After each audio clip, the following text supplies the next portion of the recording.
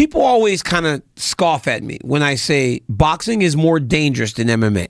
Oh, how could you say that when they're only boxing and they're using their hands and they jump on you and they hit you on the ground when you fall? I said, I will argue with you that that's safer than you knocking me out. Bang.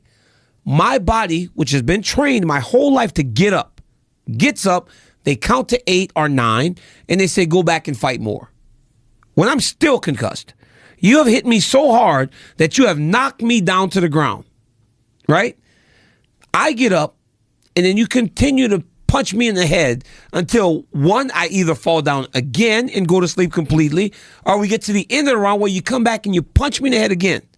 In MMA, when you get knocked down or kicked in the head or whatever the case may be, the guy jumps on you, boom, boom, fight's over. Fight's over.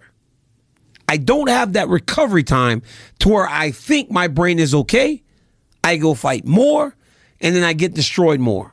I think boxing is a much more brutal sport, and I love boxing than mixed martial arts because of that. Because of that 10-second count to kind of clear the cobwebs, or at least think you're clearing the cobwebs, and then go out there and fight again.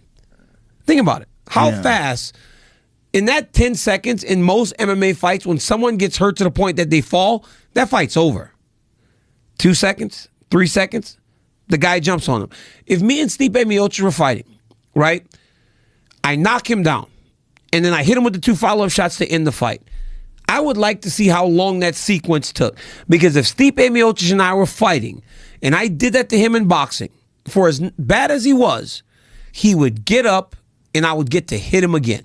Just like my knockdown on Stipe was no worse than when Deontay Wilder dropped Tyson Fury. Tyson Fury looked like a dead man walking. But because he's so tough, he sat himself up, got up, and continued to fight. That was one of the craziest recoveries ever. How? 12th round, you look like you're out cold. He was and then done. He outboxed him for the rest of the round. How? But again, in MMA, fight probably would have been over, and he would have took less damage.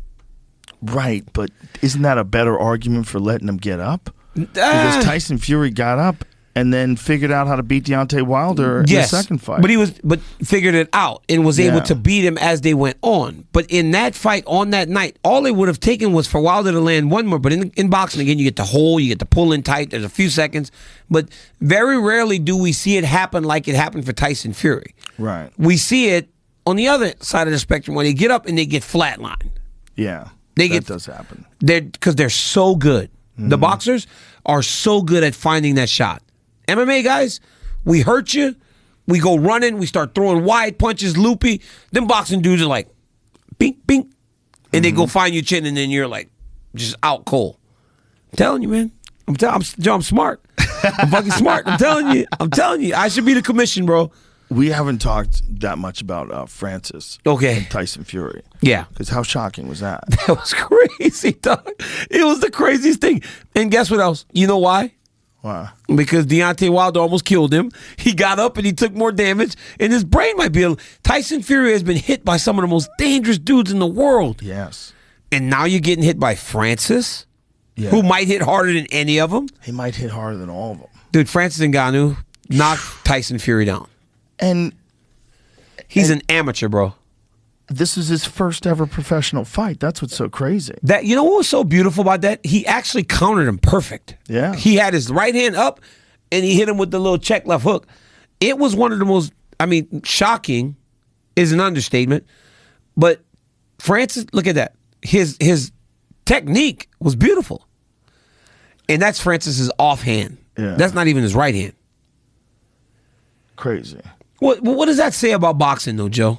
That the lineal heavyweight champion of the world and the lineal UFC heavyweight champion. Yes, but the lineal heavyweight champion in boxing, in just a boxing match, Francis was able to compete with him as an amateur. 0-0. He's an amateur. What does that say about boxing? I think it says more about Francis. I think Francis is just a special dude. You don't think nobody else could do that? I don't imagine it. No, I don't think so I don't either. imagine it. I think Francis is just a special dude. Well, we did see Conor fight Floyd. That's true. Right? We That's did see. true. I mean, could Sean O'Malley fight Devin Haney? Yes. Right? Like It he could said he happen. could. Right? It could So it's happen. like these Something guys, like that can happen. yeah, 100%. but that was surprising. That was surprising. I thought Tyson was going to beat him up a little bit. I really did believe Tyson Fury was going to beat him up. I could see Sean Strickland in a high-level boxing match. Sean Strickland's pretty good. Did you pretty see Sean fucking Strickland good. with that gun the other How day? crazy is he? Dude. We were saying that karma brought that dude to Sean Strickland. I mean, 'Cause that Sean dude had Strick- apparently beat up a woman and then drove drunk, crashed his car, abandoned his car, and was hiding in Sean Strickland's driveway. Of all the driveways to get stuck in, It's perfect. you end up Sean Strickland's driveway. And then Sean's like pushing him down. Sean like, This poor bastard. look at this guy. He's trying not, and he's texting.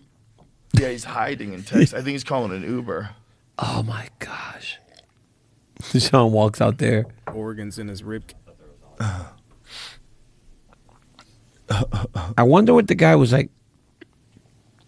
I wonder what he was thinking. Like, who is this guy with the gun? Shredded the fucking wheel of his car. He was beating up a woman and ended up in Sean's driveway.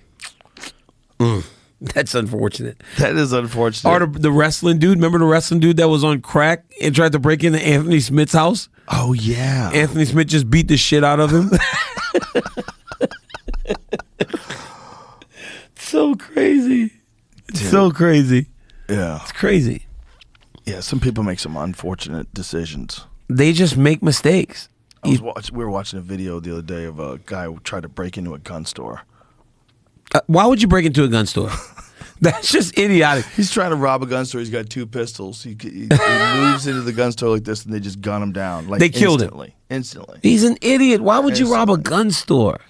It's drugs, though. It has to be drugs. You got to be on some sort of drug or like not like in Well, your they right wanted- mind. They wanted more guns, and they thought this is the way to get guns. Go rob the gun store. Yeah, that's absurd. You I want don't more think guns? they're So go ahead. thinking well. No, they're not. They're probably on drugs themselves. They got This is it. Watch this. These guys come in. They hold guns out. that Look. makes no sense. Boom. Oh, he's done. That was fast. Yeah. He's done. Oh, look at this dude. Yeah, that dude's trained. That is crazy.